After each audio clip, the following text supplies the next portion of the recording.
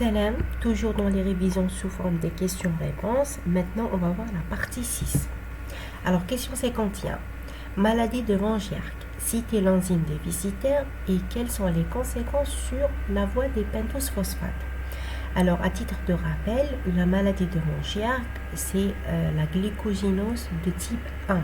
C'est une maladie héréditaire due au déficit de l'enzyme qui est le glucose 6-phosphatase.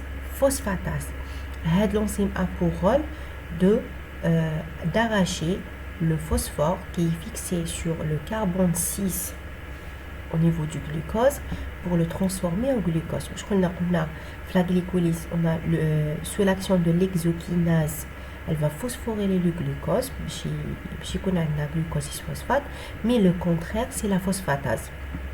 Alors, le déficit de cette enzyme, on aura augmentation du glucose 6-phosphate.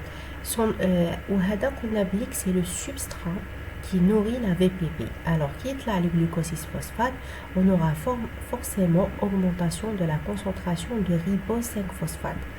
Alors, on applique le ribose 5-phosphate, c'est un précurseur des acides nucléiques. Et qui dit acide nucléique, donc aussi les purines. On applique le produit de dégradation des purines, c'est l'acide urique. L'augmentation de son taux au niveau du sang entraîne son dépôt sous forme de cristaux d'acide urique au niveau des articulations à l'origine de la goutte. Voilà. Maintenant, question 52. La phase non oxydative de la voie des pentoses phosphates est une réaction réversible, vrai ou faux? Oui, c'est faux, c'est vrai. Voilà. La VPP, la question 53, la VPP rejoint la glycolyse au niveau de quel substrat? C'est-à-dire qu'on a c'est au niveau du fructose 6-phosphate et les trioses phosphates, c'est le glycéraldéhyde 3-phosphate. Question 54, l'intérêt de la réduction du glutathion dans les globules rouges, c'est maintenir une structure normale des globules rouges et maintenir une hémoglobine fonctionnelle, mais à réduire le fer sous forme ferreuse, donc Fe2+. Question 55, le ribose 5-phosphate est un précurseur des donc c'est les acides nucléiques comme l'ADN, l'ARN et les coenzymes FAD, NAD, coenzyme 1. Question 56. Combien de molécules de CO2 produit la voie des pentoses phosphates? Alors, cette voie, elle produit une seule molécule de CO2 par la réaction de décarboxylation dans la phase oxydative. La réaction, elle est catalysée par le 6-phosphogluconate déshydrogénase qui produit le ribulose 5-phosphate. Question 57. L'érythrose 4-phosphate est un précurseur des acides aminés aromatiques. Question 58.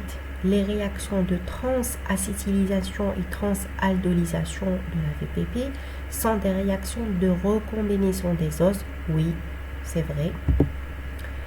Question 59. La glycolyse et la voie des pentoses phosphates sont deux voies métaboliques qui produisent de l'ATP. Vrai ou faux? Oui, bien évidemment, c'est faux. On applique la glycolyse a pour intérêt de produire de l'énergie sous forme d'ATP, mais la voie des pentoses phosphates a pour intérêt de former le ribose 5-phosphate qui est précurseur des acides nucléiques et les coenzymes, de l'érythrose 4-phosphate qui est un précurseur des acides aminés aromatiques et surtout de produire le NADPH qui est un coenzyme réduit utilisé pour les réactions de réduction de biosynthèse et les réactions de réduction particulière. Pour la dernière question, la VPP permet de former les riboses 5-phosphate pour synthétiser uniquement les acides nucléiques. Bien évidemment, c'est faux. Il permet aussi de produire les coenzymes.